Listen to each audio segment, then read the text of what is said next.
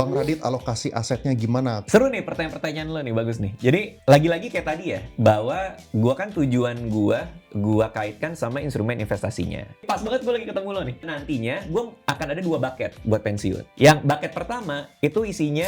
Nah, apa yang lu pikirin saat crash? Itu kan semuanya kena, termasuk banking pun juga kena. Yeah. Nah, lu ada kekhawatiran gak sih? Pertama-tama gue bersimpati sepenuh-penuhnya kepada teman-teman yang kena imbas kemarin ya. Kemarin itu gue banyak masuk sih, karena gue ngeliat opportunity-nya menarik, karena harganya lagi pada murah. Gimana caranya orang itu married, mereka bisa enjoy marriage-nya? Soalnya kalau misalnya gue lihat, lu nih kayaknya ideal couple deh, kayak orang jadi marriage. mengasumsikan gue happy ya? Iya.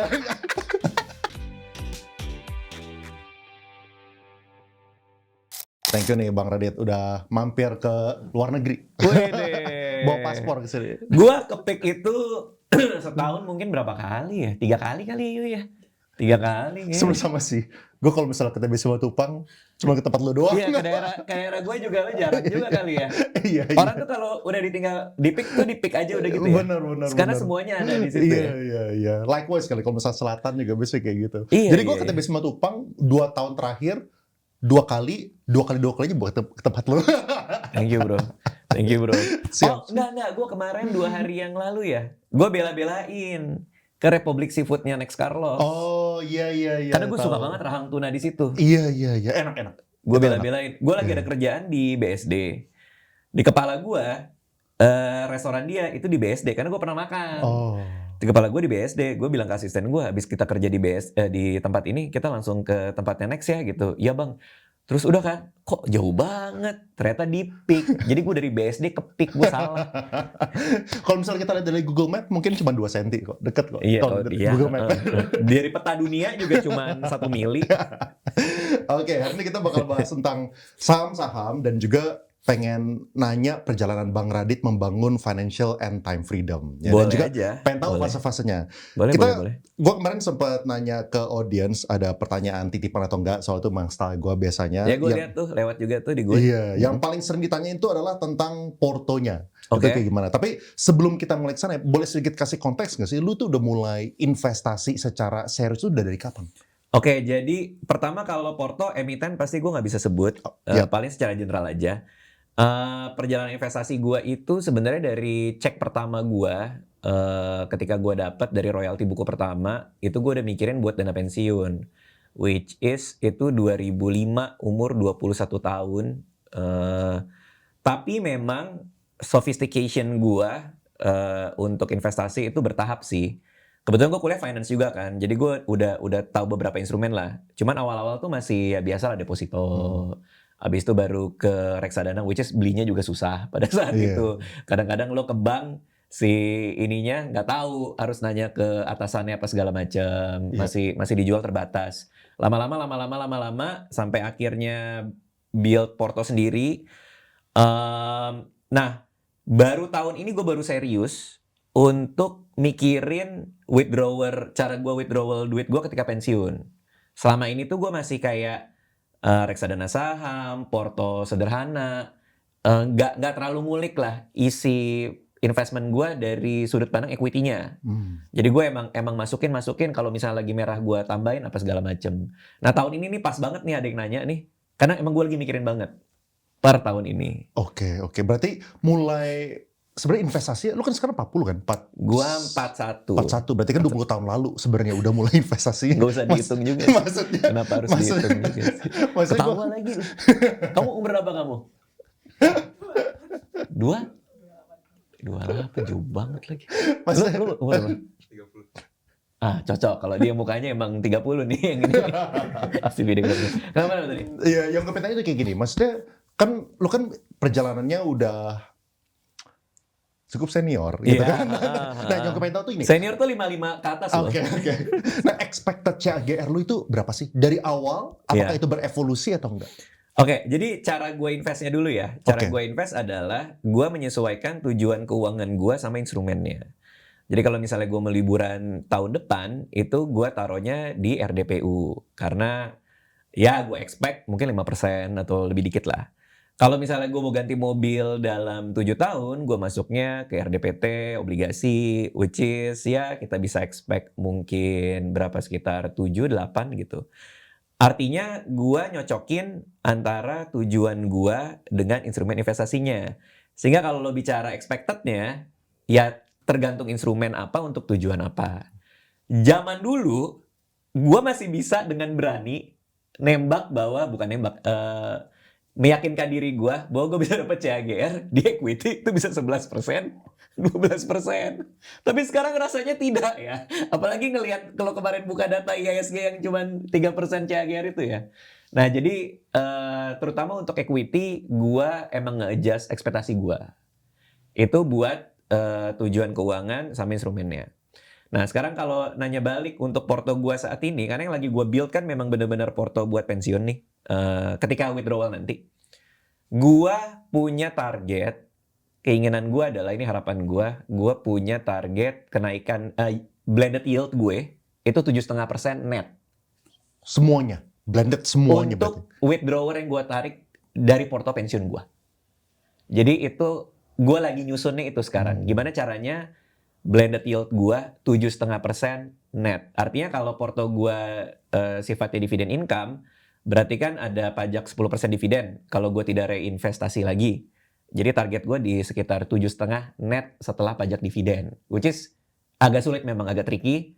Makanya gua berusaha cari dividen yang cost on buy-nya itu rendah gitu. Cost on buy-nya tinggi karena harga lagi rendah. Iya, iya. Gue belum ngerti yang maksud lu tadi deh. Misalnya nih, lu pengen jalan-jalan masukin ke RDPU atau pengen beli mobil RDPT gitu kan. Apakah itu masih stay true untuk kredit sekarang? Nah, itu pertanyaan bagus. Gue karena diajarinnya dari dulu kayak gitu, mental accounting gue jadi kayak gitu sampai hari ini. Oke. Betul, kayak misalnya gue mau, kan biasanya kalau gue jalannya ke luar negeri kan 2 tahun sekali. Jadi ya gue ada itulah di aplikasi gue ada liburan, masukin ke situ. Itu for mental accounting gue aja. Tapi betul di awal tahun ini gue mulai berpikir ulang. Kayaknya kenaikan dari investasi gue udah membuat ini tuh jadi nggak relevan sebenarnya. Karena gue masih punya active income dari perusahaan gue yang gue bisa tarik dividen per tahun. Plus kenaikan investasi gue juga kalau dihitung-hitung, lo mau ngebudget liburan, masukin ke kantong, taruh RDPT segala macam, juga lo baik-baik aja dengan income stream yang masuk. Nah, gue masih ngelakuin itu berdasarkan kebiasaan. Tapi ideally sebenarnya gue nggak butuh. Lebih ke buat budgeting lah ya kalau kayak gitu ya. Lebih mental accounting dan kebiasaan mental gitu ya. accounting karena gue tahu gue mau liburan, makanya budgetnya segini gitu. Nanti gue tinggal bilang ke Anissa, kita mau liburan nanti segini ya, udah aku siapin di sini ya. Sebenarnya kalau dihitung dari semua income stream gue sama kenaikan apresiasi aset gue dari investasi gue, ini jadi nggak relevan sih memang gitu. Karena gue tinggal tarik aja sebenarnya. Ini bukannya kelihatannya kayak gimana-gimana ya, bukannya gue sombong ya. Cuma maksudnya realitanya memang gue ngeliat porto gue seperti itu. Iya. Nah ini ada yang nanya nih, Bang Radit alokasi asetnya gimana? Kok mau tanya bagaimana pemilihan investasi Bang Radit saat ini? Apakah lu boleh share dari segi breakdown persentase, mungkin equity versus obligasi versus SBN, emas misalnya, persentase aja. Kalau nggak boleh persentase, ranking aja. Seru nih pertanyaan-pertanyaan lo nih, bagus nih. Jadi lagi-lagi kayak tadi ya, bahwa gua kan tujuan gua kaitkan sama instrumen investasinya. Jadi kalau kita lihat memang ada di aplikasi kan dibagi-bagi tuh berapa obligasi segala macam. Sekarang kalau kita lihat ya tergantung tujuan-tujuannya. Kebetulan tujuan jangka menengah dan pendek gua tuh porsinya sedikit. Sehingga udah pasti porsi ekuitasnya, porsi saham dan lain-lainnya tuh lebih tinggi. Nah, tapi gue tuh lebih tertarik ngomongin soal apa yang terjadi ketika gue pensiun nanti. Jadi ada beberapa step yang mau coba gue lakuin. Nanti kayaknya, ini gue lagi ngeramu nih, pas banget gue lagi ketemu lo nih. Nantinya gue akan ada 2 bucket buat pensiun. Yang bucket pertama itu isinya RDPT. Itu 20% sampai 30%. Oke. Bucket yang kedua itu isinya portofolio saham dividen yang tiap tahun bagi dividen. Nah, rencana gue nantinya dengan 30%, 70% di saham dividen, 30% di RDPT, gue tarik ini sekitar 3-4% per tahun dari si RDPT, baru gue refill bucketnya pakai dividen income gue. Nah, jadi menjawab pertanyaannya itu, komposisinya nantinya akan seperti itu. Nantinya. Kalau sekarang masih ngacak banget. Dan kebanyakan di ekuitas. Tapi nantinya gue mau kayak gitu. Nah, lu ngomong kayak gitu ya, berarti kan seakan-akan Heeh. seorang Bang Radit tuh nanti kalau misalnya pensiun, itu tuh udah nggak punya income lagi. Jadi hidupnya tuh dari RDPT dan dari equity. Tapi apakah akan kayak gitu? Soalnya kan lu kan juga udah retire gitu, lu bisa ngapain aja. Dan yang lu lakukan juga lu happy-happy aja gitu. Apakah lu emang kebayang lu bakal stop active income? Oke, artinya pertanyaan lo adalah perlu nggak skema seperti itu? Karena toh kalau pensiun lo masih punya income gitu maksudnya? Iya, Atau karena gimana? yang gue kebayang dari seorang Bang Radit adalah lu pun juga enjoy pekerjaan lu gitu. Oke, Jadi oke. kayaknya lu nggak bakal stop active income anyway gitu. Kenapa lu butuh planning nanti one day gue bakal perlu tarik 4% atau Oke. sekian persen dari RDPT? Pertanyaan bagus juga. Asisten gue di sini Nurul ini, yang selalu gue bilang ke dia adalah kita harus selalu siapkan solusi ketika masalahnya nggak ada. Jadi di koper gue tuh sampai ada obat yang nggak pernah gue pakai lagi itu ada di situ. Expired nggak? Nggak expert sih. Enggak. Belum kayak gitu. Sampai contoh aja ya. Contoh aja misalnya anak gua ini infeksi mata, matanya sempat merah. Dikasih antibiotik sama dokter, antibiotik tetes mata. Terus gua nanya dokter mata gua, kalau suatu hari gua keluar kota, gua juga kena infeksi mata, apakah gua bisa pakai obat yang sama? Dokter mata gua bilang bisa. Mulai saat itu masuk ke tas gua. Gua nggak pernah infeksi mata. 15 tahun, 20 tahun gue tarik ke belakang nggak pernah. Tapi obat itu ada. Ngerti gak sih? Maksud gue, Terus seberapa banyak stoknya yang akhirnya gak kepake? lumayan ya. Lumayan ya, kita ada satu kantong sendiri ya. Yang isinya obat apa segala macam. Sepatu gue bawa 2 kalau misalnya kita keluar kota. Karena siapa tahu mau nge-gym. Selalu nge-gym nggak? Enggak. Tapi itu ada. Jadi artinya, menjawab pertanyaan lo, akankah gue punya active income ketika gue sudah mulai mengurangi pekerjaan gue? Mungkin. Karena gue bahkan ada YouTube membership. Yang Discord-nya juga jalan. Tiap bulan kan juga recurring income kan. Tapi gue nggak mau ngeliat itu. Gue hanya memikirkan gue tidak punya pemasukan sama sekali. Di kepala gue itu doang. Sama kayak gue mikirin. Jadi cara pikir gue adalah gue bukan nyari keuntungannya nanti apa. Tapi gue mengurangi resikonya. Gue selalu kayak gitu cara pikir gue. Ngerti gak sih maksud gue ya? Jadi makanya gue kayak tadi gue nyiapin bucket itu. Padahal kan sebenarnya kayak gak usah banget ya. Mental accounting gue ganti mobil pakai RDPT kayaknya gak usah banget. Tapi tetap gue tuh butuh itu. Gak bisa gue gak tahu kenapa gue. Kayaknya cara gue berpikir dan kepribadian gue aja sih. Good financial habit lah udah dari dulu sih. Kebawa sampai sekarang. Tapi efeknya tuh panjang. Bahkan kejadian ketemu lo aja tuh panjang juga gitu. Kayak jam berapa gue harus berangkat. Kalau gue harus kesini ke PIK selama 1 jam, maka gue harus ngopinya jam berapa, harus ngapain dulu.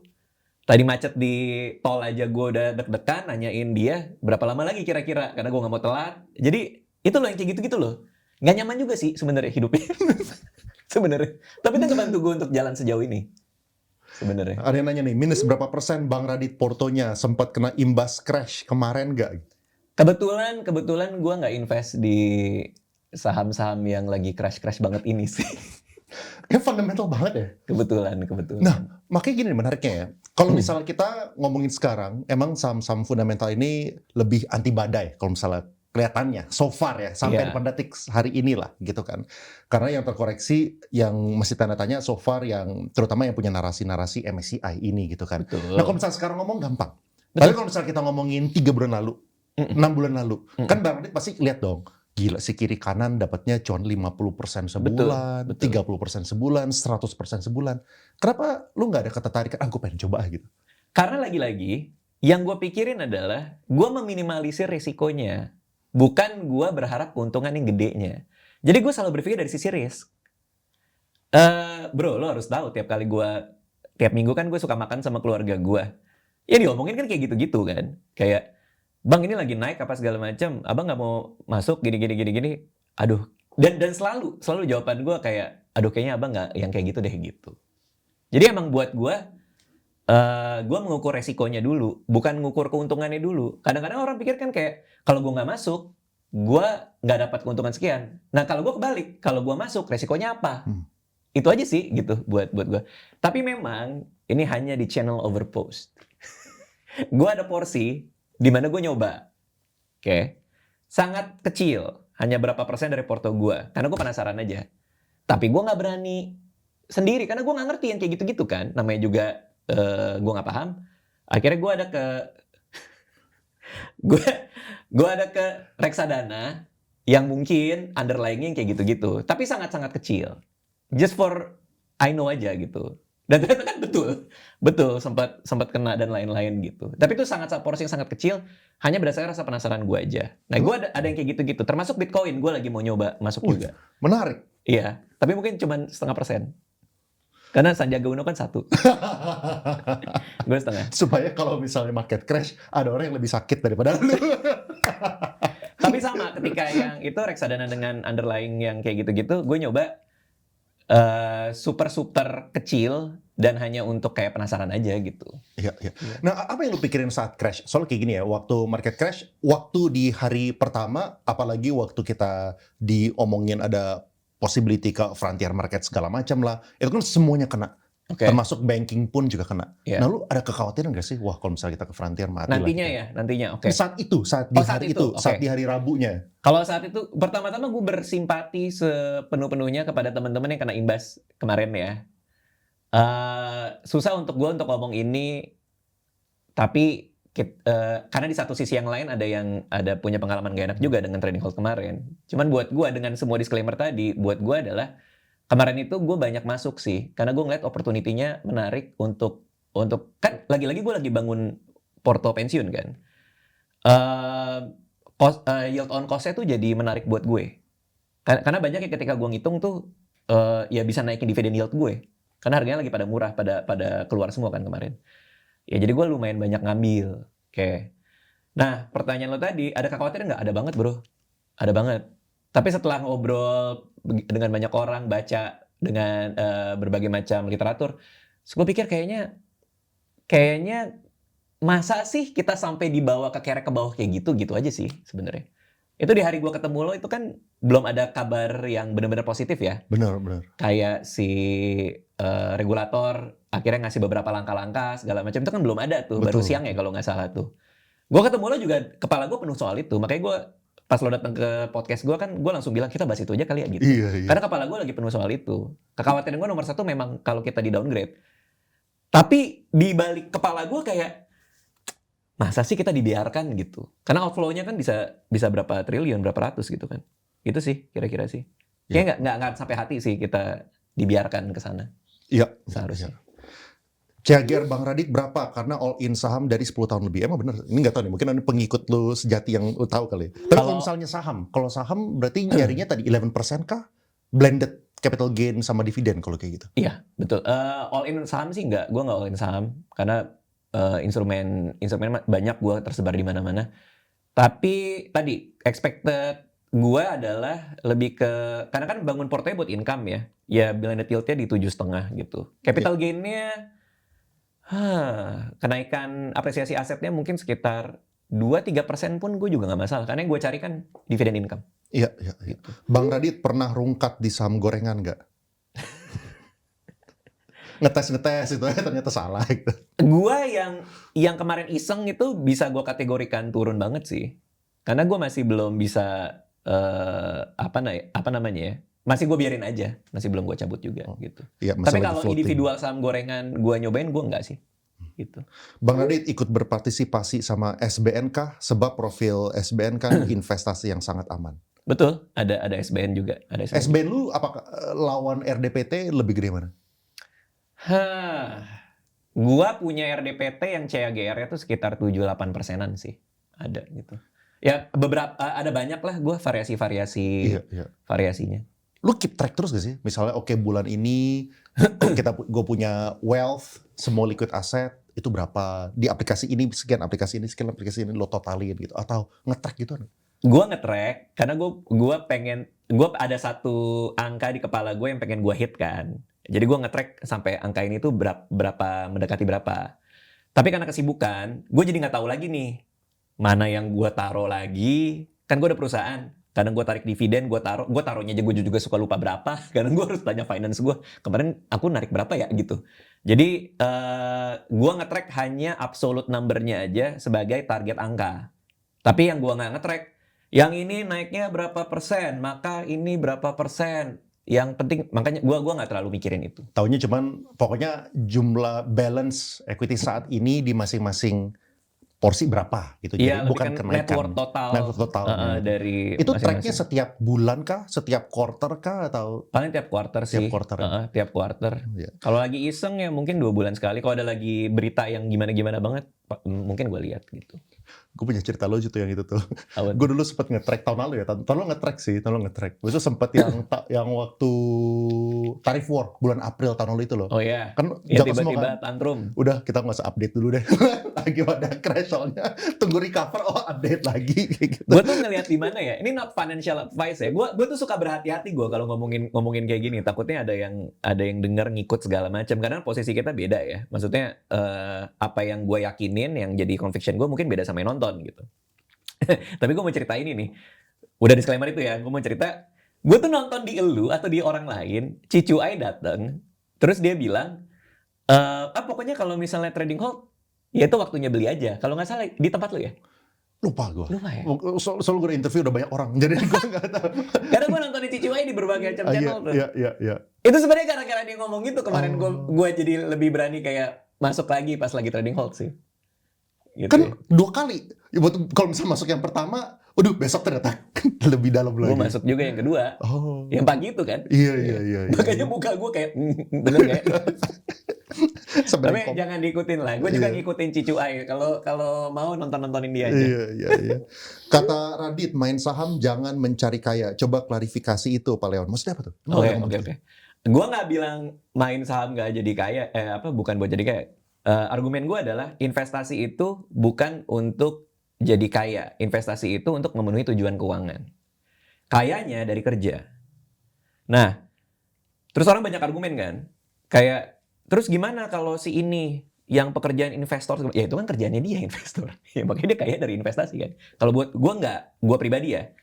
Investasi itu bukan buat jadi kaya. Investasi itu untuk memenuhi tujuan keuangan. Artinya apa? Ya kayak tadi, gue mau ganti mobil dalam 5 tahun. Ya gue taruh di obligasi, di RDPT dengan 7%. Kan gue jadi bisa ngitung. Gue harus taruh per bulan berapa. Atau kalau kita mau pakai present value, ya gue taruh berapa supaya dengan 7% CAGR di 5 tahun gue hit di angka yang gue mau gitu. Considering inflasi dari yang pengen gue beli juga ya. Jadi ya maksud gue, untuk itulah investasi buat gue. Sehingga semuanya masuk akal. Investasi itu harus masuk akal. Buat gue pribadi juga kayak gitu. Karena gue orangnya very rational. Jadi makanya gue bilang untuk diri gue, investasi itu bukan buat jadi kaya, tapi untuk memenuhi tujuan keuangan. Sama kayak dana pensiun yang lagi gue susun kan juga kayak gitu. Gue bisa punya blended yield net 7,5%, pengeluaran gue sekitar 3-4%, ya gara-gara gue udah bikin porto itu udah lama dengan yield on cost yang cukup baik. Makanya kan gue bisa pensiun dengan narik 7,5% di masa depan gitu sih. Nah itu ya mengenai supaya lu bisa beli saham-saham yang memberikan dividen dengan harga yang baik, pasti kan kita gampang di ngomongin lah ya, kita belinya waktu market merah segala macam kayak gitu kan. Nah tapi kalau misalnya lu kayak gimana? Apakah lu itu nyicil secara konsisten setiap periode, setiap minggu, setiap bulan, whatever gitu ya? Nyicil beli, abis itu kalau misalnya lagi ada koreksi kemarin yang besar lu hajar gede, atau lu nggak terlalu nyicil, tapi kalau misalnya ada koreksi baru lu hajar gitu? Gue DCA tapi nggak DCA yang saklek. Cuman DCA gue tuh kalau dia memang merah, gue tambahin. Biasanya gitu. On a red day, gue tambahin biasanya. Itu yang gue lakuin dari dulu sih. Bahkan sampai ke RDPT sekalipun juga kayak gitu. Gue nyicil, kalau misalnya RDPT-nya lagi turun, ketika gue nyicil, gue tambahin cicilannya gitu. Tapi kalau mahal, ya cicil biasa aja. Lu belinya itu tuh, DCA-nya tuh saham yang sama. Kan yang sama memberikan dividen kan. Kan saham dividen ada banyak nih, ada yang misalnya dari call lah, ada yang dari banking lah, ada yang segala macam gitu kan. Nah, lu belinya tuh saham yang sama atau berubah-berubah? Soalnya kan ada aja orang yang khawatir kayak gini kan. Kalau kita 20 tahun lalu mungkin perusahaan ini bagus ya kan. Betul. 30 tahun lalu kita tarik. Tapi kan things can always change. Betul. Gimana kalau misalnya kadang-kadang kalau misalnya kita DCA, jangan-jangan perusahaan ini jadi berubah. Growth-nya itu jadi tersendat, bahkan menuju kayak kesana peaking gitu. Atau perubahan teknologi. Iya, ada kekhawatiran betul. Itu nggak sih? Ada. Makanya kalau gua kan selalu ngelihat trennya kan. Yang paling penting dari dividen investing ini kan labanya kan. Labanya tumbuh apa enggak. Ketika labanya turun pun kita juga mikir kan, ini laba turun karena apa? Apa karena keadaan makroekonomi? Tapi secara kalau kita ngomongin consumer goods ya, secara brand dia masih top of mind, masih bagus, maka gue masih bisa punya conviction. Oh nanti dia mau ngelakuin apa? Lihat dividen payout ratio-nya, apakah gede banget sehingga dia tidak menyisakan untuk inovasi? Ya semua itu dipikirin sih. Lu ada sparring partner buat diskusi kayak gitu? Kalau sedalam itu terus terang nggak sih. Sedalam itu nggak. Cuman Personal research berarti ya? cuman sekarang kebantu banget sama Gemini bro, Oh. sama AI bro, sama dulunya gue pakai ChatGPT, tapi sekarang gue udah pakai Gemini karena Gemini bisa masuk ke Drive Google Drive kita. Nah paling gue kasih, terus gue tanyain menurut kamu gimana segala macam. Tapi itu dia sering salah ya, sering kayak dividend yield tuh sering miss apa segala macam. Nah kadang-kadang raw datanya juga gue kasih berdasarkan data ini aja dan lain-lain gitu sih. Nah, Palingnya itu. kalau misal lu kan berarti kan lumayan merepresentasikan mayoritas orang menurut gue ya, yang Bahwa punya pekerjaan full time / mereka memiliki bisnis, jadi mereka investasinya itu bukan yang nyari return yang gede-gedean lah gitu. Yang penting, mayoritas orang nggak nyari return gede-gedean. maksudnya active income-nya harusnya kan dari kerja dan profesional nggak sih? Atau kerja atau bisnis gitu misalnya. Iya, cuman kalau gue ngelihatnya justru sekarang orang malah mau masuk karena nyari gede-gedean. Kalau gue ngelihatnya ya, apalagi berkaca ke 1 tahun ke belakang. Iya, iya. Tapi yang mungkin sulitnya emang market lagi rally sih. Iya, Dan kemarin jarang sekali IHSG itu tuh ngalahin S&P 500, Bitcoin. Jadi kayak kita tuh kayak udah lama sekali nggak party. Begitu ada party jadi kayak semua orang ikutan masuk pada dapetin cuan. Iya sih, Iya, iya sih. iya. Tapi menurut gue perusahaan-perusahaan di Indonesia tuh menarik juga buat dividend investing juga sih. Karena kalau kita lihat yield-nya kan di beberapa saham ya itu masih lebih oke daripada Amerika juga gitu untuk dividend investing ya. Benar. Karena gue juga beli buku dividend investing buat perusahaan di Amerika, gue baca-baca, oh di sana yield-nya juga nggak segede di sini. Meskipun dividend growth-nya itu juga menarik kalau di luar gitu. Benar, Jadi gue benar. emang coba bandingin, coba baca-baca sambil nyusun porto gue sendiri sih. Apa kalau ada saham-saham yang luar negeri juga? Kalau saat ini enggak. Kalau saal ini yang ke ekspor secara individual enggak. Iya, iya, iya. Lebih ke RD yang isinya saham luar. Yes, itu. Gue mengekspos diri gue ke market global dengan reksadana global USD. Oh, lebih ke saham US, ya, saham yang US atau RDPT yang underlying itu adalah bond USD. Enggak. Oh, saham. Iya, Oh, saham. iya, iya. Karena gue ngitung-ngitung kayak tax dari saham-saham USD terus bandingin sama expense ratio dengan reksadananya, ada currency risk juga. Buat gue, udahlah, waktu gue kayaknya gue tuker dengan cost dari punya reksadana itu aja gitu. Iya, iya. Ini ada yang nanya sih, kenapa Bang Radit nggak beli Bitcoin? Tapi ternyata tadi udah. Apa yang berubah? Gue belum, gue baru mau masuk. Oh, baru mau Iya, masuk. gua udah Oh, budgetin. gara-gara turun. Iya sih, cuman kan gue nggak tahu ya ini apa. Gue sama sekali ngerti. Sampai hari ini gue nggak ngerti Bitcoin itu apa, gimana cara ngitungnya, gue nggak ngerti sama sekali. Jadi gue lagi mau ngebudgetin Pak Sandi 1%, gue 0,5%. Dan gue lagi nyari cara masuknya pakai apa? Apakah ETF kripto? Apakah Bitcoin saja? Jadi gue masih nyari-nyari gitu. Masih mikir-mikir tapi budgetnya udah ada. Gitu. Apa yang berubah? Kayak kenapa? Masa adanya itu gara-gara emang dari dulu udah bidik, lagi tunggu merah? Atau baru mulai belajar, baru ada interest? Atau gara-gara lihat Pak Sandi? Gabungan dari semuanya. Gabung dari semuanya. Tapi yang mayoritas sih sebenarnya kayak apa ya? Kayak keinginan gue untuk diversify dan mencoba yang lain aja dengan angka yang sedikit gitu. Oke. Nah, gue pengen tanya ini nih. Sekarang cara lu ngebangun ini ya, apa ya bisa dibilang? Bahasanya gue kurang tahu apa yang tepat ya. Tapi kalau misalnya gue lihat lu kan kalau misalnya mungkin bayangan gue adalah udah reach the final stage. Final stage itu adalah financial freedom, time freedom. Life freedom. Financial freedom, time freedom. Oh, time freedom, oke. Ya, jadi menurut gue itu final stage. Okay. Final stage-nya orang gitu. Nah, kalau misalnya lu ngebayangin fase ya, kayak kira-kira buat mayoritas orang itu sebaiknya fasenya itu apa ya? Kayak fase 1 itu harusnya apa, fase 2 apa, fase 3 apa, dan apakah fase yang ini, yang time sama financial freedom ini udah fase terakhir? Gue lagi baca buku judulnya 5 Types of Wealth, judulnya.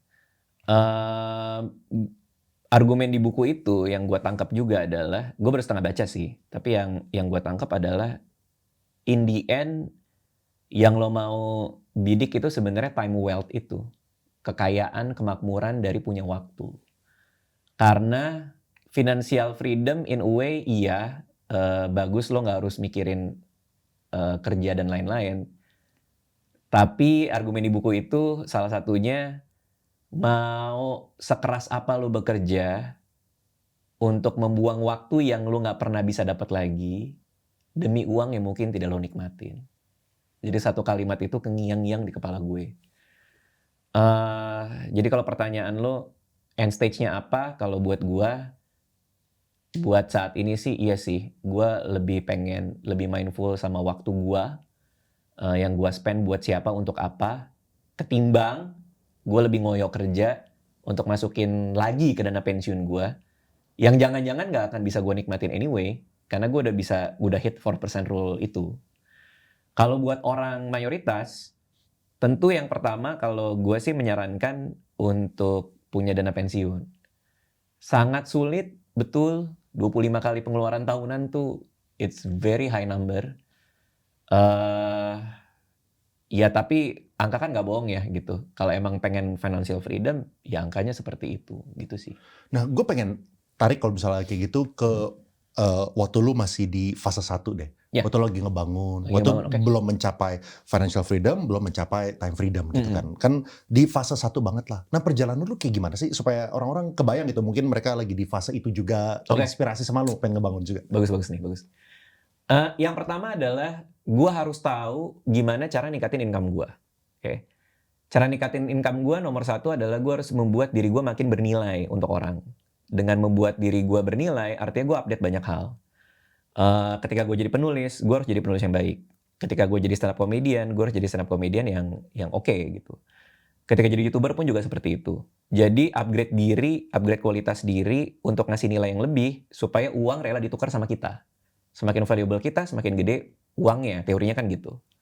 Jadi nomor satu itu. Jadi di dalam fase ketika gue lagi accumulating wealth awal, gue selalu upgrade diri gue supaya membuat diri gue lebih bernilai. Itu satu. Kedua, gue menghilangkan kompetisi dengan cara membuat gue beda. Yang ngelimit potensi income kita adalah kalau ada yang bisa gantiin kita. Karena kalau harga lo mahal, mereka nyari Leon yang lebih murah. Yang mirip-mirip lu tapi lebih murah gitu. Tapi kalau gue beda, gue sendirian. Sehingga kalau mereka mau nyari Raditya Dika lah yang mereka harus bayar. Dengan membuat gue berbeda, itu nge-unlock lagi potensi income yang gue dapet. Jadi dari skill gue udah bisa nambah, dari positioning gue yang berbeda, gue bisa nambah. Yang ketiga, gue mencari income stream yang berbeda-beda. Jadi gue diversifikasi diri gue dari sisi income. Gue sutradara, tapi gue juga nulis, gue juga main di film, tapi gue juga ada YouTube dan kawan-kawan. Nah baru keempat, nge-scale-nya. Nge-scale-nya, cara yang paling efektif yang gue dapat adalah dengan produk-produk digital. Sama kayak YouTube, itu juga produk digital. Media itu cara paling bagus untuk nge-scale. Karena dengan 1 jam kita ngobrol, potensinya untuk sampai ratusan ribu jutaan orang tuh bisa tercapai ketimbang gue bikin kelas yang datang 40 orang. Jadi dengan all in di media, itu yang juga akan naikin potensi income gue. Dan jualan produk digital gue, kayak stand up comedy dan lain-lain. Nah, kalau misalnya kita ngomongin tadi ya, yang pertama bahkan yang paling basic, waktu lu di awal-awal banget ya, naikin skill. Nah, kadang-kadang kan orang kalau misalnya mereka naikin skill, itu nggak langsung ke translate ke peningkatan income gitu kan. Nah, buat lu sendiri kayak gimana? Kayak waktu dulu pertama-tama ya, kayak kapan sih lu ngerasa ada peningkatan di income? Itu setelah lu upgrade skill terus-terusan kah? Atau orang tuh ya udah fokusin upgrade skill terus, income yang nggak usah mikirin atau kayak gimana gitu? Itu bagus tuh. Jadi ada banyak cara, tapi yang paling penting adalah reputasi sih. Reputasi. Iya, kalau kita upgrade skill, kita dapat reputasi bahwa kita bagus, sehingga orang lain yang merasa kita bagus akan ngomong ke orang lain, coba lo lihat ini dia bagus. Reputasi itu bisa kita dapat dari kredibilitas yang diberikan oleh penghargaan misalnya. Kayak zaman gue ngeblog dulu, gue baca begitu banyak buku komedi supaya tulisan gue di blog jadi lucu. Dapatlah gue Best Indonesian Blog tahun 2003. Itu jadi kredibilitas dan legitimasi gue supaya orang bisa bilang bahwa dia baik, dia bagus gitu. Dan banyak sih word-word lain, kayak misalnya kemarin kita dapat top podcast di Spotify dan di YouTube. Itu juga ningkatin kredibilitas kita, sehingga brand yang mau kerja sama kita juga banyak, dan mungkin orang yang pengen nonton podcast jadi bisa nonton gue sebagai alternatif. Karena mungkin mereka melihat credibility itu di panggung gitu. Jadi gue rasa kayak tadi lo bilang kan, sampai kapan sih peningkatan skill itu bisa break income bracketnya? Ya ketika orang sadar bahwa lu bagus gitu. Dan itu hanya bisa didapat dari konsistensi mengeluarkan produk-produk yang lu bikin. Gitu Buat sih. lu berapa lama? Buat gue. Buat lu dulu konsisten, upgrade skill, dan bisa dibilang waktu lu lagi ngebangun belum dikenal sama orang, Betul. itu kan sebuah struggle gitu loh. Maksud lu kerja tapi nggak ada orang yang lihat, nggak ada Bener, orang yang bener, hargain. Itu bener. buat tuh berapa lama? Berapa lama ya? Penghargaan pertama gue ya, kita bicaranya kuantifikasinya dari mana ya? Gue bingung sih. Dari ini kali, peningkatan income yang buat lu lumayan drastis gitu. Misalnya dulunya di sini, tiba-tiba seret gitu misalnya. Peningkatan income gue yang lumayan drastis itu gue dapet ketika gue udah jumping income stream sih. Maksudnya ketika gue buka income stream baru. Itu terjadi ketika gue bikin Malam Minggu Miko di YouTube. Sebuah web series. Mungkin web series pertama di Indonesia juga. Dibeli sama Kompas TV waktu itu. Gue yang gak ngerti apa-apa tiba-tiba dibeli programnya untuk televisi. Itu peningkatan bracketnya tuh lumayan tuh. Karena Tahun berapa tuh kira-kira tuh? 2011, 2012. Lu mulai karir berarti 2005. 2005, 6 tahun. 6 tahun. Gue jadi penulis, hanya penulis itu selama 6 tahun. Cuman kan gue blogger dulu. Gue blogger dari 2001, 2002. Dapat award 2003. Nggak dapat banyak duit. Paling yang Google banner AdSense apa zaman dulu, apa namanya gue nggak tahu tuh, Google Ads lah apa. Iya. Dapat pakai dolar sih. Cuman berapa juta, sejuta, 2 juta. Baru naik ketika buku cek pertama gue 25 juta kalau nggak salah tuh setelah 6 bulan. Baru naik lagi ketika gue di web series. Jadi artinya kalau kita mau rasionalisasi path-nya, kayaknya setiap kali ada income stream baru yang gue buka, maka pendapatan gue makin naik.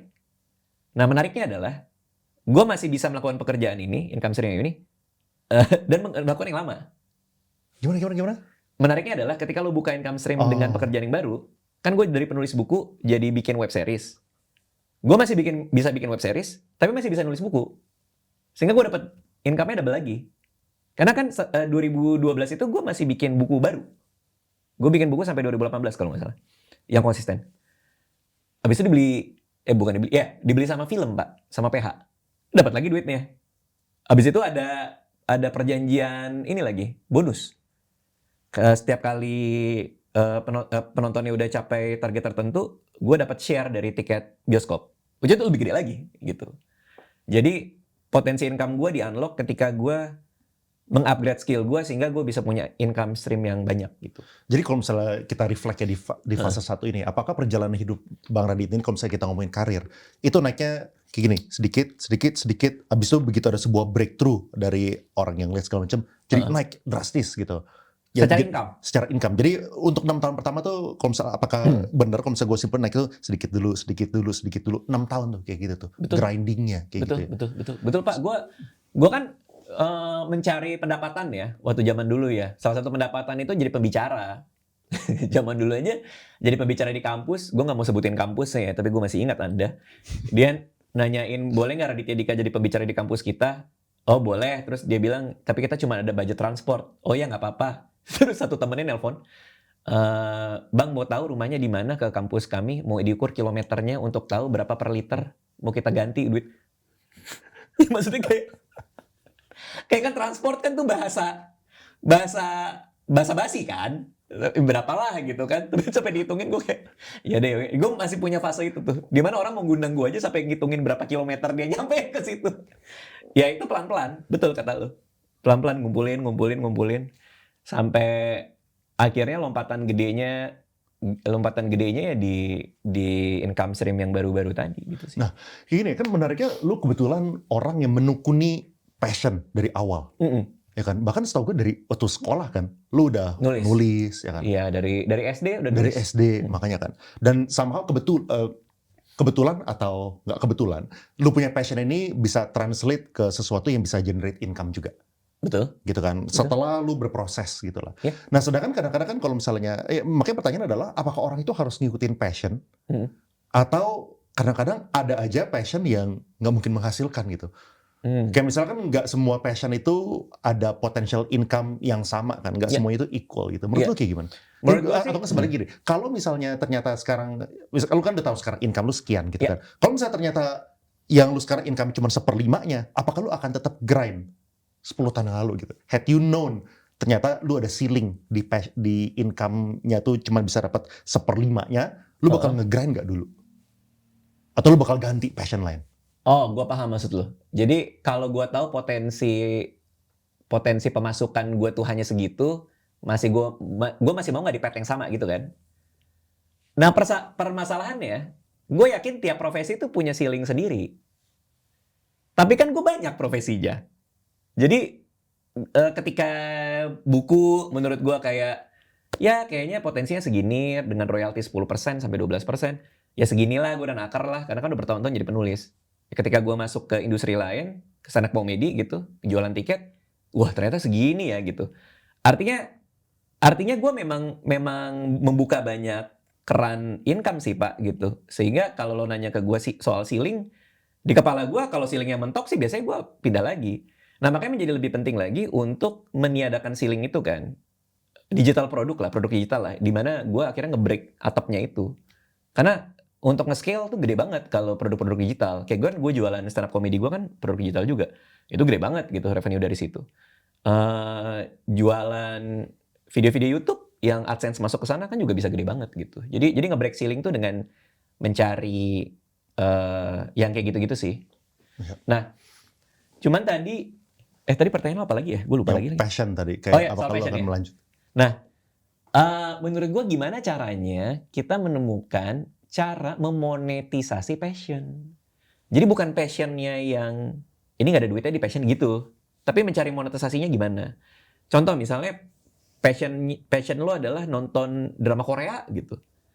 Kalau passion lo nonton drama Korea, terus lo bilang ke diri lo, gue mau nonton drama Korea nggak ada duitnya. Ya kalau nonton drama Korea ya nggak ada duitnya.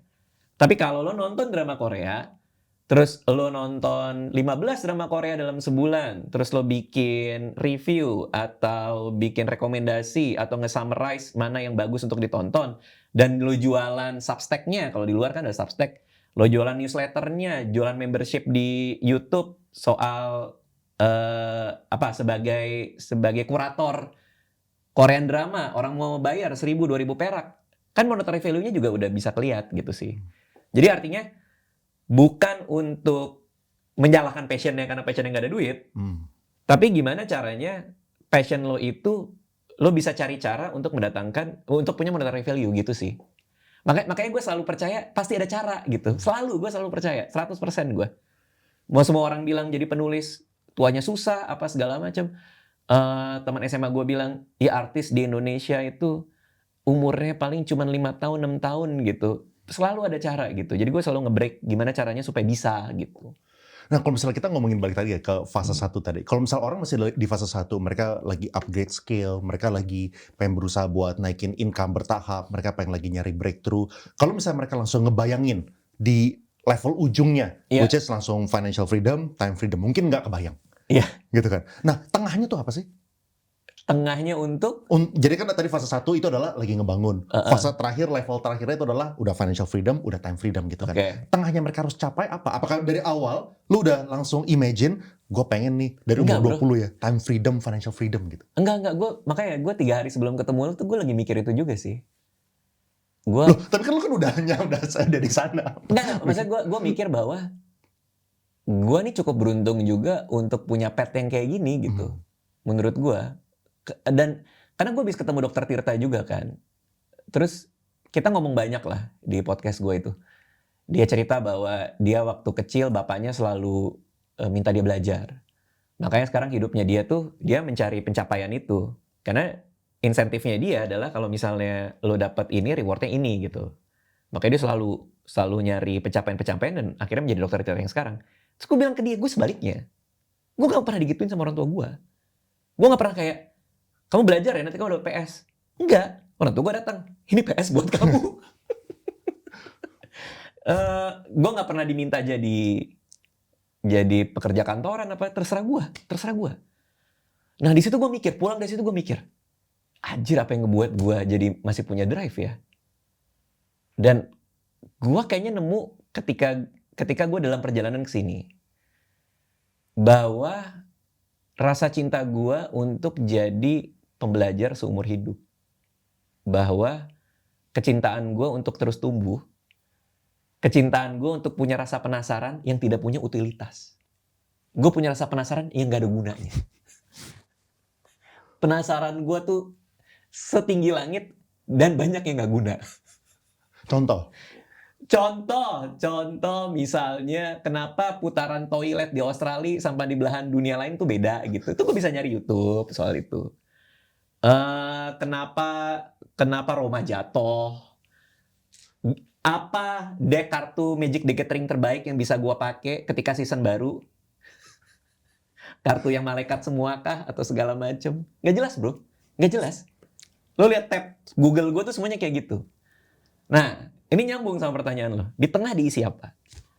Di tengah diisi rasa untuk tahu lo belum selesai. Rasa untuk tahu bahwa gue bisa lebih dari ini. Gue masih punya ruang buat tumbuh. Itu yang ngebuat gue sampai sekarang. Kalau gue penulis seumur hidup, gue mungkin nggak sampai sekarang. Karena ya potential income gue ya mungkin cuman segitu ya. Tapi dengan begitu banyak ramuan-ramuan income stream yang gue punya, ya gue bisa sampai saat ini. Contoh deh, gue jadikan punya perusahaan sekarang. Siapa yang mau punya perusahaan? Gue nggak mau punya perusahaan. Ngapain gitu? Gue kan seniman gitu. Ngapain gue ngurusin karyawan, KPI, menjaga moral dan values. Cuman kan mau nggak mau, gue harus ngelakuin itu. Yang terjadi apa? Gue belajar soal itu. Gue belajar business acumen. Gue belajar accounting for non-accountant gitu kan. Jadi artinya, nah itu justru ngebantu perusahaan gue jadi lebih gede. Pekerja-pekerja jadi termotivasi. Kemarin tuh our best year untuk podcast. Ya itu kan karena banyak perubahan-perubahan yang kita lakuin secara perusahaan juga gitu. Artinya yang diisi di tengah adalah lo udah dapet nih. Mungkin lo kayak gue lah, tiba-tiba lo udah ngerti, oh income bracket gue udah naik nih gitu. Terus lo mau kesini nih buat lebih gede lagi. Ya lo harus tahu diisi di tengah itu bahwa lo punya ruang buat grow dan lo gak berhenti. Karena apa yang bawa lo dari A ke B itu totally different dari bawa lo B ke C. Yang bawa lo dari 1 juta ke 10 juta sama 10 juta ke 100 juta itu a whole different game menurut gue gitu sih. Nah, bedanya apa? 1 ke 10, 10 ke 100. Iya. Bedanya apa? Apakah kerjanya lebih keras? Atau bedain income streamnya harus loncat ke sana gitu? Atau apa? Dari pengalaman gue ya. Ini gue nggak salah ngomong by the way dari tadi. Gue nggak ada pijakannya sama sekali. Pengalaman aja kan, pengalaman Dari sendiri. tadi gue gak ada pijakan apapun nih. Gue ngomong aja nih. Pengalaman gue adalah pertama ketika gue berhenti menukar waktu gue dengan pekerjaan gue. Itu yang pertama. Jadi gue gak tahu angka pastinya ya. Kita berandai-andai aja dari 1 ke 10, 10 ke 100. Kita pakai aja itu ya. 1 ke 10 mungkin lo pakai waktu lo untuk bekerja, lo pulang dari situ lo dikasih amplop dapat duit 1 ke 10. 10 ke 100 adalah lo mulai delegasi. Itu pengalaman gue. Ketika lo delegasiin pekerjaan-pekerjaan teknis lo punya waktu untuk berpikir makro. Berpikir makro itu adalah melakukan terbaik yang lo bisa lakuin. Berpikir kreatif, menaikkan potensi pendapatan diri, dan lain-lain. Mencari peluang-peluang dan inovasi yang baru. Nah itu yang akan ningkatin pendapatan dari 10 ke 100. Ketika lo udah mulai bisa delegasi dan berpikir lebih makro dan strategik. Kira-kira kayak gitulah kalau dari pengalaman gue. Iya. Nggak tahu benar, nggak tahu. Menurut keyakinan saya. Menurut keyakinan Panji Pragiwaksono. Nah, gue pengen ngobrol juga tentang pasangan hidup deh. Soalnya Ini ada di belakang pintu ya, Anissa? Enggak. Oh enggak. Surprise ya, Kayak di tiba-tiba. TV ada. Tiba-tiba dari belakang pintu udah nyangkut di lift dari tadi deh. soalnya ini menurut keyakinan gue nih seorang Leon gitu ya. Kalau misalnya gue lihat itu banyak orang itu yang udah married mungkin 10 tahun, 15 tahun. Ya. Mereka tuh stay married because they have to stay married. Like sebuah obligasi itu misalnya. Itu curhat bro, gimana bro? Bukan. Bukan bro. Oke, bukan ya nggak tahu kan gue cuma nanya doang. Observasi. Ke teman. Orang lain. Ya kan udah nanya doang.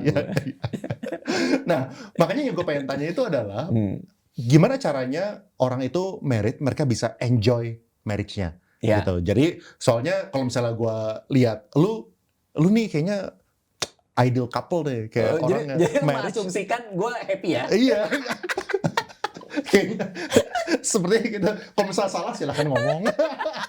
Oke, Atau kita langsung pertanyaannya. cut. Pertanyaannya apa Nah, tapi? pertanyaan adalah kayak mungkin yang pertama adalah menurut lu seberapa sebelum kita ngomong ke marriage-nya ya, pasangan hidup role-nya apa untuk kesuksesan seorang Bang Radit? Oke. Yang pertama adalah salah satu keputusan paling besar di hidup lo yang bisa mengubah hidup lo menjadi baik atau tidak itu di pasangan hidup. Itu kayak I think it's one of the most important decision in your life sih. Karena kalau kita lihat grafik skema, tau gak sih lo ada yang umur dan time spent yang kayak gitu, umur time spent. Kalau sama children tuh di masa-masa awal sama children, terus nanti dia udah gede dikit mainnya sama teman jadi begini, terus time spent sama orang tua sama kayak gini, terus sama lama kayak gini gitu kan, dengan mediannya berapa gitu. Kalau sama pasangan bro, gue udah ngeliat chartnya tuh, dia begini, dia mulu spend waktu sama dia, baru ke bawah tuh sekitar 80-90 tahun tuh, udah pada metong-metong tuh kayaknya tuh udah pada berjatuhan tuh. Artinya gila, berarti lo menghabiskan waktu segitu banyak sama pasangan hidup lo. Jadi pertanyaan lo tadi, sepenting apa? Sepenting itu. Karena itu, sepenuh itu gitu. Nah buat gue pribadi, berarti kan pertanyaan lebih ke cocok nggak cocok, ada yang lo sebelin apa nggak sama pasangan lo. Buat gue dua-duanya sama-sama menguntungkan buat gue. Kalau ternyata Anissa itu tidak membuat gue kesel, itu bagus. Karena kehidupan gue jadi bahagia dan gue gak harus mikirin aneh-aneh kan. Gak harus mikirin, ini gimana nih, bete segala macam. Tapi kalau ternyata Anissa bikin gue kesel, itu bagus juga. Jadi materi stand up. Jadi materi stand up.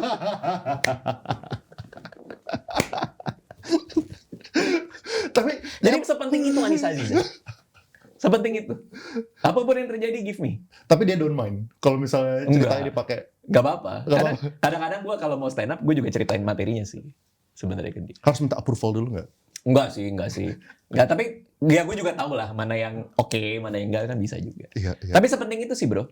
Nah celakanya banyak orang terjebak dengan pasangan yang tidak kompatibel sehingga udah ngebuang begitu banyak waktu, energi, pikiran dan jadinya malah susah kan untuk mengupgrade hidupnya sendiri gitu sih.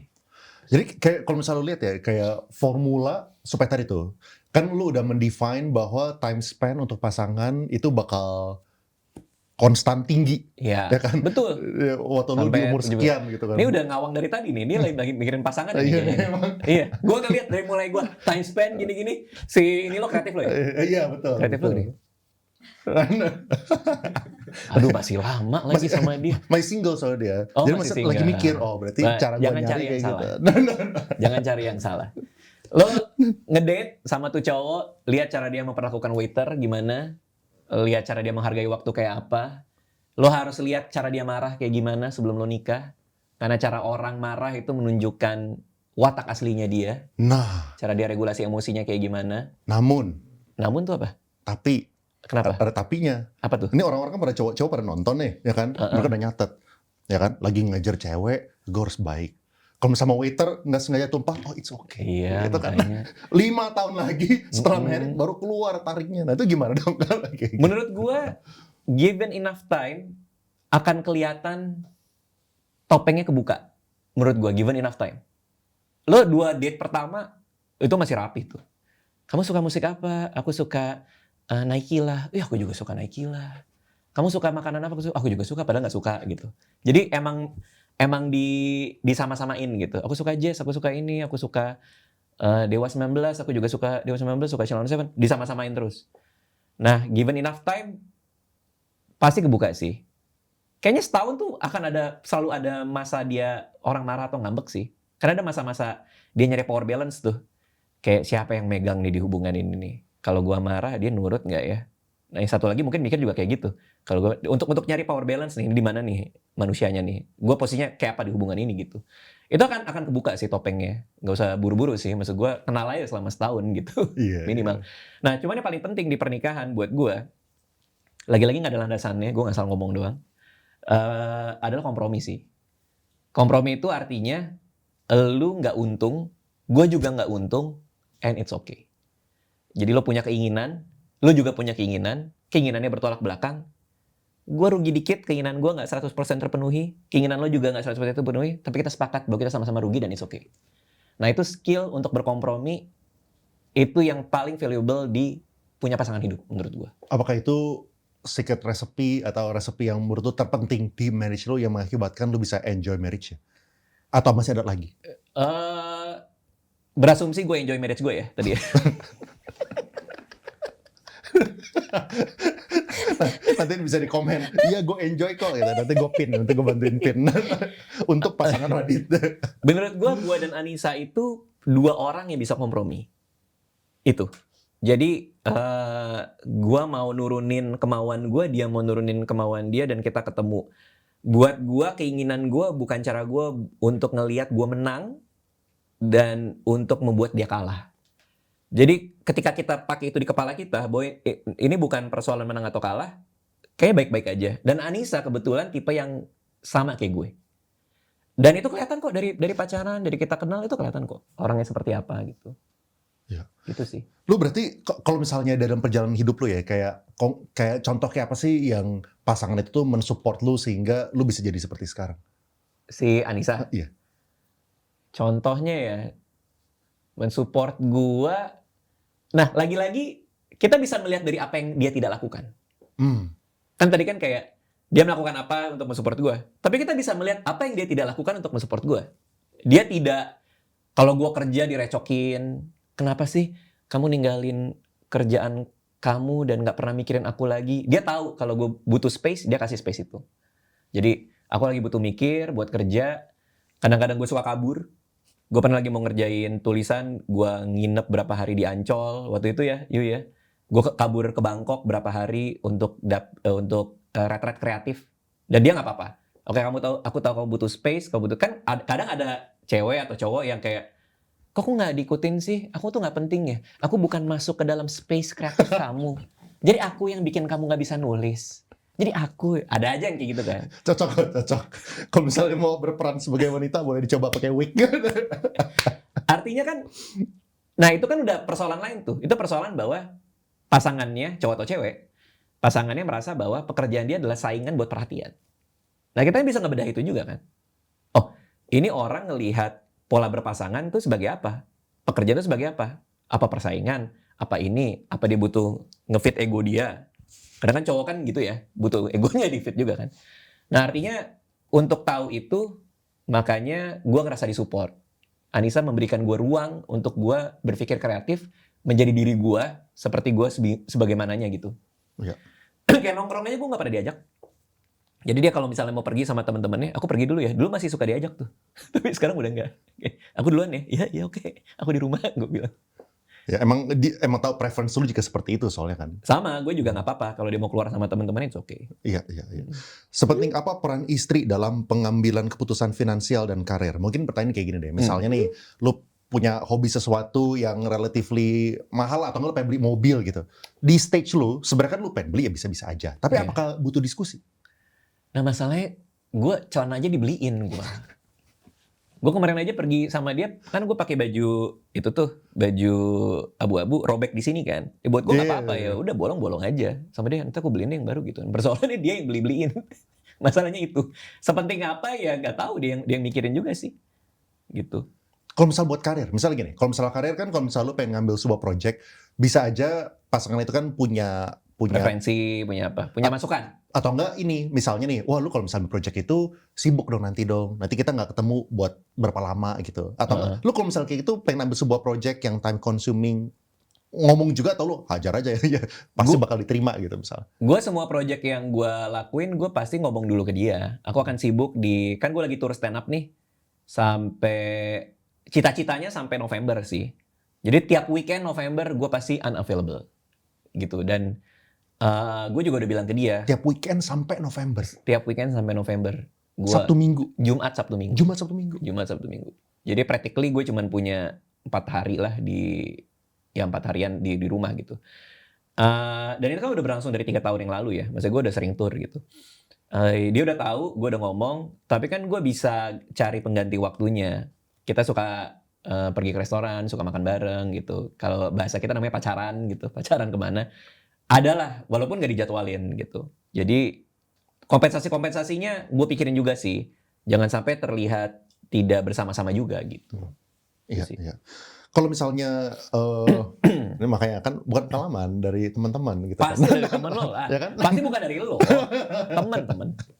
Iya, kan kalau misalnya yang gue lihat kan juga finance itu menjadi salah satu isu yang biasanya terjadi Ya. di sebuah marriage yang bisa jadi crack, dan bahkan finance itu belum tentu orang yang berada itu nggak ada masalah dari segi finance waktu, maksudnya belum tentu finance itu jadinya tidak bisa menyebabkan apa ya, keributan dalam rumah tangga walaupun udah well off gitu kan. Oke. Nah kalau misalnya pribadi di versi lu ada nggak sih kayak finance itu yang jadi topik yang sulit buat ngomongin, ada nggak, atau udah mulus-mulus aja buat seorang Radit? Karena kan gue dulu gak mau nikah bro. Karena gue takut untuk mikirin nanti bakal baik-baik aja apa segala macem gitu. Gue selalu mencari tahu penyebab perceraian nomor 1. Ternyata penyebab perceraian nomor 1 tuh uang. Karena tahu itu, maka dari awal ketemu Anissa, setelah udah mulai cukup kenal, barulah gue ngomongin duit. Buat kamu tuh uang kayak gimana? Aspirasi kamu tuh apa? Kalau kamu punya uang akan digunakan untuk kayak gimana? Investasi menurut kamu apa sih? Jadi pembicaraan itu. Perkenalan atau setelah udah pacaran? Setelah mungkin setahun 2 tahun. Baru dia cerita, ya aku kan dia pemain sinetron dulu kan, jadi kan dapat stripping tiap hari, berarti kan duitnya masuk tiap hari tuh. Iya aku kok ngerasa duit aku nggak nyisa ya apa segala macem. Tahu nggak sih yang namanya investasi gini, kamu tertarik nggak punya habit yang lebih sehat secara finansial? Iya mau aja. Terus ya akhirnya gue ngobrol sama dia soal reksadana apa, terus ya udah akhirnya dia punya habit itu, dia baru ngerti oh jadi kan ternyata ada ketertarikan nih di pengelolaan uang, ternyata dia suka budgeting. Kalau catat pengeluaran dia udah sering lakuin ternyata. Kan gue juga nyatat pengeluaran terus. Nah, ketika matching di situ ya udah akhirnya gue ngerasa oke nih ini kayaknya cocok gitu. Gitu sih. Jadi menjawab pertanyaan lo, kebetulan gue sama Anissa tipe yang semuanya bisa diobrolin tanpa pretensi, tanpa ego, tanpa apapun gitu. Gue taruh aja di atas meja. Dana pensiun kan gue punya pegangan nih, hitungan gue. Baru aja kemarin gue ngomong sama dia, dana pensiun kita budgetnya segini ya. Kalau hari ini kita harus berhenti kerja, kita bisa hidup dari segini. Menurut kamu gimana?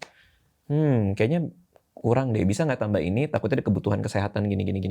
Coba aku cari cara ya. Bisa nggak ya dengan pemasukan 5 tahun ke depan kita naikin budget buat pensiun gitu-gitu. Jadi kita obrolin aja. Mungkin sebagian orang ada rasa nggak enak atau takut. Misalnya sebagai laki-laki ya, aku cuma punya budget segini nih. Terus kalau itu nggak terlalu oke angkanya kan mungkin ada rasa bahwa nanti istri gue kayak gimana segala macam. Nah kebetulan Anissa tipe yang mau kecil mau gede segala macam. Ya apa kita ngomongin aja gitu.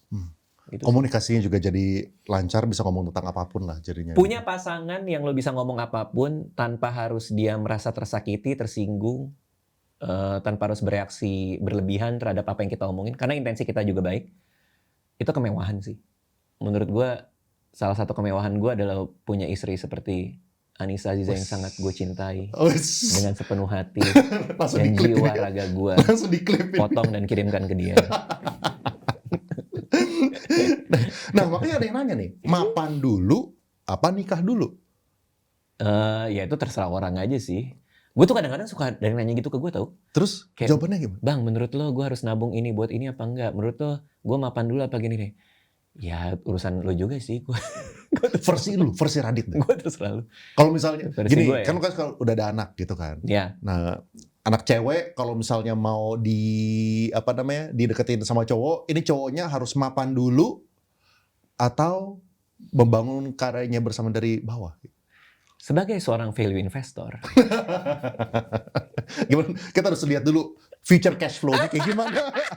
Kita bikin proyeksi base case, worst case. kita lihat discounted cash flow-nya kayak gimana nanti. PR-nya berapa? PR-nya berapa nih untuk saat ini? Iya. Oh masih murah nih PR dibandingkan peers, dibandingkan peers industri. Tapi Atau kita cari Samkong loh. bisa. Udah Iya, ada tapi nanti bibitnya. crash. Kalau misal Samkong lo bisa di-cut. Kalau misalnya 40 pasangan crash. nggak bisa di-cut gimana? Kalau gue lebih seneng ngelihat potensinya itu. Gue lebih seneng ngelihat itu. Gue diajarin dari dulu sama keluarga gue untuk jangan pernah menilai orang dari berapa banyak yang dia punya. Uang dia seberapa, income dia apa, pekerjaannya dia apa. Gue suka dimarahin nyokap gue kalau gue ngelihat nilai orang dari kayak tadi ya, ini datang ke rumah segala macam. Wah, ini income-nya gede ini gitu. Wah, itu gue dimarahin. Gue nggak pernah boleh kayak gitu. Jadi gue harus melepas nilai-nilai moneter dari keuangan dari predikat banyak orang gitu. Maksudnya kalau ngobrol temenan apa segala macam. Nah, jelas kalau ada Alia bawa cowok ke rumah ya pasti sih gue nggak nilai dari kayak ini kaya ini enggak gitu. Tapi gue lebih senang ngelihat ya itu potensi diri dia tuh kayak gimana. Ya kalau startnya bagus ya udah, gue juga nggak bisa memungkiri gue dari keluarga yang berprivilege juga kan. Kalau startnya bagus ya udah, tapi kan yang menentukan lu ke depan bukan dari start lu, ya kan? Sama kayak harga saham kan, yang menentukan dia ke depan kan future-nya kayak gimana, apakah bisnisnya baik apa enggak gitu. Ya orang ini gimana? Apakah ada potensi punya growth mindset? Apakah ya macam-macam sih, kita lihat dari kualitas diri orangnya gitu. Ya. Gitu sih. Ya, sedangkan ya salah satu ya ada orang bisa aja takut, wah emang sih dia berjuang segala macam, tapi kan belum menentu juga perjuangan itu bisa menghasilkan Bener, sebuah hasil itu. Kalau misalnya nanti hasilnya kurang oke, sedangkan dia udah berjuang kayak gimana gitu. bener. Cuman itu kan adalah ketakutan-ketakutan yang belum terrealisasikan kan. Kita kan bisa berpikir sebaliknya juga. Dia berjuang, kira-kira opportunity apa yang bisa dia dapat dengan intensi dan perjuangan dia gitu. Nggak tahu ya kenapa ya, gue selalu percaya ya, orang yang punya growth mindset, orang yang mau tumbuh, orang yang belajar, itu akan baik-baik aja sih menurut gue ya. Mungkin gue naif ya, karena kan mungkin banyak di luar sana yang komen-komen bahwa, "Bang, gue nih udah pinter tapi apa?" Ya mungkin gue naif juga ya. Tapi nggak tahu ya, itu kayak pegangan gue. Karena kalau itu kita buang, kalau misalnya katakanlah kita nggak pernah tahu, gue udah berjuang, udah apa nggak dapet. Hidup kan hidup jadi gelap banget gitu jadinya. Berarti kan kita nggak punya hope ya. Ya, ngerti gak sih maksud gue? Ya, at least kalau lu punya itu, kita punya hope dan gue mau hope itu terrealisasi gitu aja sih. Gitu. Ya.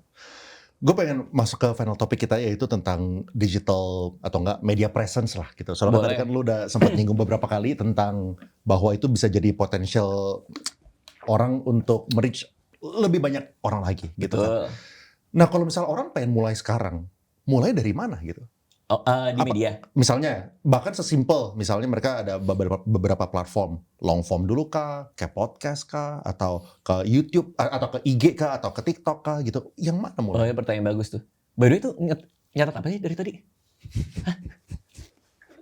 Hampir Dia nyata kayak gini, cowok gua berarti harus kayak apa Iya, gitu. jangan-jangan Ya kan? lagi ngecek ini Iya. cash flow cowoknya. Iya, kan dia ada 3 cowok yang ngejar. Nah, dia lagi Itu. bikin studi ini comparables, Ah. ya kan? Yang ini PR-nya berapa, ini future cash flow berapa.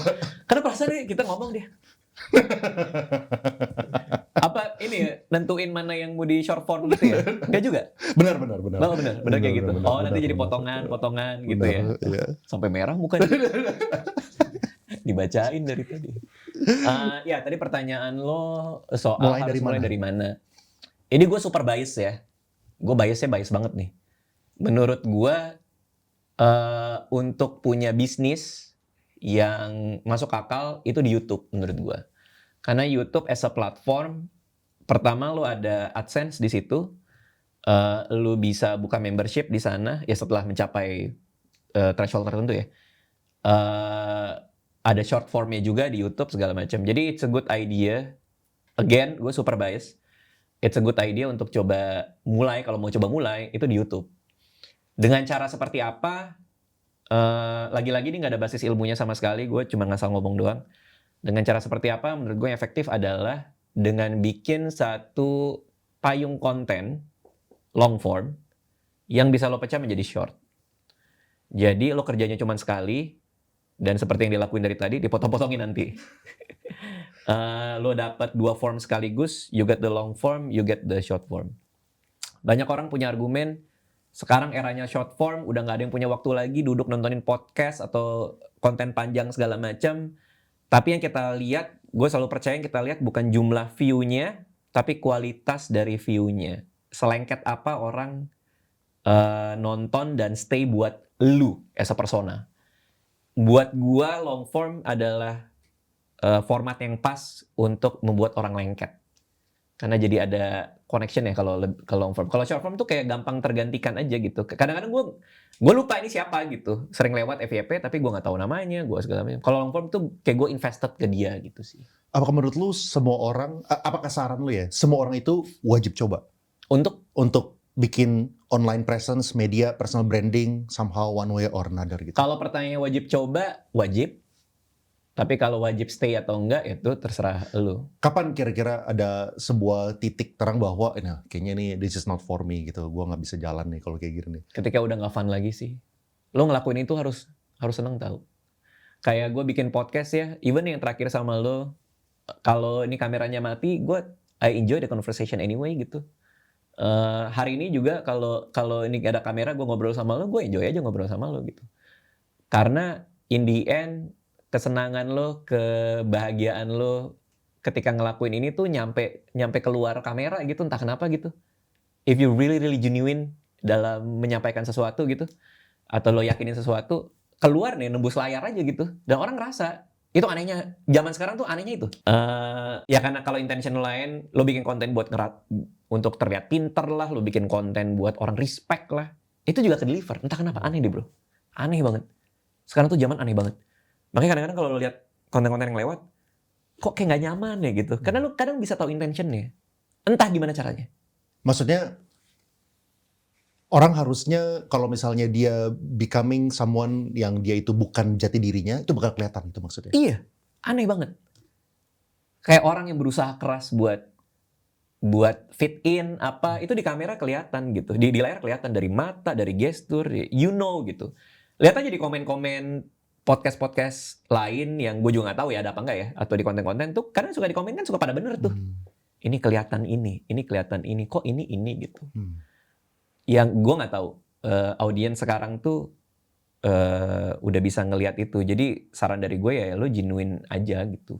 Berapa lama kira-kira orang tuh harus nyoba untuk bisa lihat secara fair bahwa dia nih bisa ada potensi di sini atau enggak gitu, ada traction atau enggak gitu? Ini materi kelas gue nih. Oke. Kelas? Gue ngajar di UI di vokasi produksi media. Ini salah satu materi kelas gue adalah untuk cara mulai produksi media kan.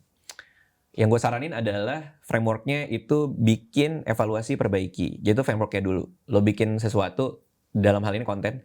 Lo bikin konten video lah ya. Konten video, lo evaluasi, lo perbaiki. Minimal 100. 100 video? Iya. Oke. Dengan pola seperti apa pada prakteknya, konkretnya kayak gimana. Lo bikin video kita ngobrol, video pertama. Video kedua, evaluasi kan, bikin evaluasi. Evaluasi apa? Misalnya kamera ini ngeblur. Di kamera yang kedua, kamera ini udah nggak ngeblur. Di video kedua, kameranya udah nggak ngeblur. Video ketiga, ternyata di video kedua, audio lo nggak balance bro. Di video ketiga, kameranya udah nggak ngeblur, audio udah balance. Di video keempat, lo ternyata kalau nanya terlalu terburu-buru, katakanlah kayak gitu ya. Lo perbaiki di video kelima. Di video kelima, kamera udah nggak ngeblur, audionya balance, nanya nggak terburu-buru. Sehingga perbaikan-perbaikan incremental ini akan terasa di video ke-100. Nah, ketika video ke-100, lo sudah punya perbaikan dari 99 kesalahan. Nah, ketika video ke-100 udah nggak punya traction, lo tidur aja, udah. Selesai lo. Nggak tahu juga mau ngapain lagi ya. Iya. Tapi in teori seharusnya bisa dapat traction. Harusnya sih kayaknya, apakah dari pengalaman lu lihat dan lu udah ngajar orang kayak gitu, orang yang menerapkan yang lu ajarkan, mereka juga ada continuous improvement, itu seharusnya dapat traction gak sih? Kayaknya apakah ada orang yang udah improve terus berusaha terus sampai 100 tapi ternyata nggak terbuka jalan buat dia gitu? Kalau pertanyaan ada apa enggak ya pasti ada kan. Cuma kan kita jadi nggak tahu nih, apakah memang frameworknya dilakukan dengan benar apa enggak, atau cuma 100 for the sake of ngehit 100. Dan gue pribadi juga nggak ngecekin mahasiswa-mahasiswa gue ya, karena abis selesai kelas, abis itu gue udah lama nggak korespondensi lagi untuk sampai angkatan bawahnya dia ketika gue ngajar lagi. Tapi ada kebanggaan juga ngelihat beberapa murid gue di tahun ajaran yang kemarin, itu ternyata udah masuk sini, masuk situ, ada yang dapat beasiswa apa, udah yang bikin video klip di mana. Terakhir kita kontak ada satu anak syuting di Sumatera, di mana? Di Lampung. Terus sekarang udah syuting sampai udah keluar kota ya gitu. Jadi ada kebanggaan juga untuk ngelihat mereka punya growth gitu. As suppose nggak per se 100 video dia jadi content creator ya. Tapi itu kan perubahan incremental yang mungkin dia bisa aplikasikan ke pekerjaan yang lain dalam hidup dia gitu. Lu ngajar kayak gitu out of apa? Passion aja gitu buat ngajar. Apa di Di sana? UI, ya kan nggak mungkin buat income itu. Mungkin lu juga nggak tahu dibayar berapa kali. Jujur Nah, gue gue yakin dia nggak tahu dibayar berapa. gue nggak tahu dibayar berapa. Tahu kan? Gue nggak tahu dibayar berapa karena ada yang bantuin gue juga, kayak misalnya kan ada modul gue yang gue bongkar dapur gue kan. Nah itu kan si Fadil sama si Gilang tim gue yang nyiapin modul itu karena kan tuh bongkar isi dapur gue. Nah gue nyampein sesuai arahan gue ke mereka gitu. Jadi semua duit gue tuh gue kasih ke tim gue aja. Gue juga bahkan nggak tahu dibayar berapa. Out of apa? Karena gue keluarga pengajar kebetulan. Nyokap gue dosen, nenek gue juga. Jadi dari kecil tuh gue dikasih tahu sama mereka bahwa minimal yang lo bisa ngelakuin adalah lo mengajar orang lain. Itu minimal yang lo bisa lakuin. Pekerjaannya apapun minimal itu. Oh ya udah, akhirnya itu yang kedoktrin ke gue sampai sekarang. Dan gue enjoy, gue seneng banget. Lagi-lagi soal grow kan. Gue seneng ngeliat orang tumbuh gitu. Nggak tahu kenapa gitu. Senang aja gitu. Nah ini last question gue ya. Kan lu kan pasti punya banyak murid dan lu lihat ada beberapa orang yang jadi, yang kan yang berhasil jadi masuk ke sini lah, masuk ke situ lah gitu kan. Dan yang take off lah gitu.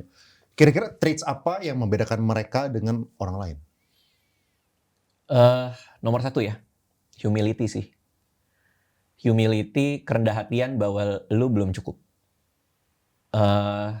Celakanya kadang orang yang lebih duluan sukses di industri adalah orang yang cerdas dan berbakat. Tapi kutukan orang yang cerdas dan berbakat adalah mereka tahu mereka better than everyone else. Ketika itu nyampe di elu, itu persimpangannya.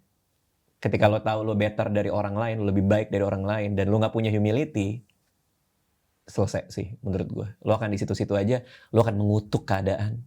Dunia tidak siap untuk jeniusnya gue. Lo akan mengutuk teman-teman satu tim lo. Mereka semua membuat gue lambat. Maka lari gue menjadi tidak sekencang yang dulu. Dan di saat itulah semuanya hancur. Jadi yang gue lihat, humility itu yang banyak, trait yang banyak gue lihat di mahasiswa-mahasiswa gue atau orang-orang yang sering datang ke rumah gue minta diajarin segala macam dari industri, yang akhirnya terbang kemana-mana gitu. Kerendah hatian, bahwa lo ngerti lo bukan siapa-siapa, lo masih punya banyak jalan gitu. Sedih gue kadang-kadang ngeliat orang yang hebat dan jago tapi kemakan egonya dan rasa bangganya sendiri. Apakah bisa di ngomongin? Gue notice lu kayak gini, jangan kayak gini dong, harusnya lebih rendah hati gitu supaya dia bisa lebih baik. Atau itu sesuatu yang nggak bisa diajarin? Diomongin bisa, tapi gue nggak peduli. Maksudnya biarin aja ya udah. Maksudnya gue nggak dalam posisi untuk ngasih tahu mereka juga sih, nggak nelponin.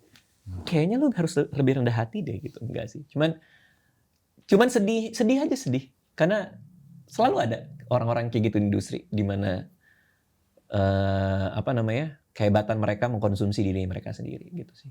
Ada lagi selain dari humility yang bikin mereka beda orang-orang yang jadi ini? Udah pasti growth mindset nomor 1, rasa penasaran yang tulus, yang lapar itu juga.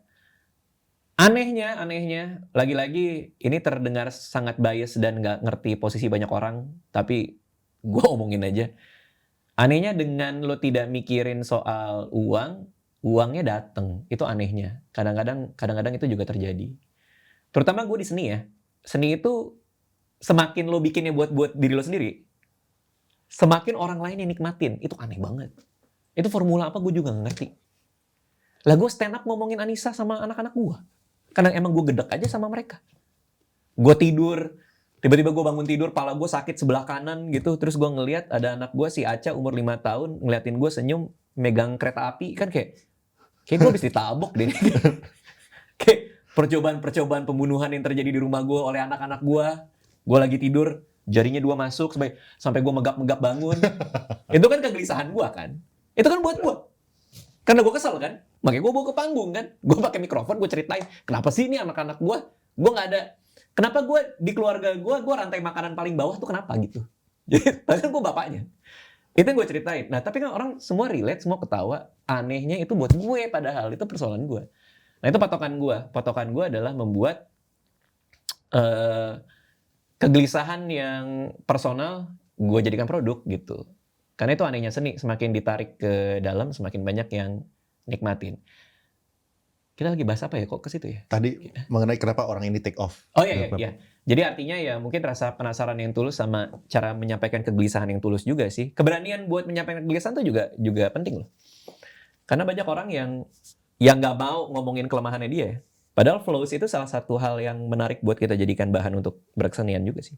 Ya. Gitu sih. Banyak orang mungkin takut buat mengekspos weakness-nya kali di Iya, media. atau kelihatan lemah kan. Kelihatan lemah. Justru buat kami para seniman, justru itu adalah diamond-nya di situ, permatanya di situ, kelemahan lo. Karena kelemahan lo membuat orang relate sama lo. Sebagai bapak yang nggak ngerti apa-apa, ketika gue ceritain, semua orang yang datang hari itu bapaknya nggak ngerti apa-apa juga. Ya itulah pokoknya. Thank you so much Bang Radit Siap. udah datang jauh-jauh ke sini. Really appreciate your time. Awan.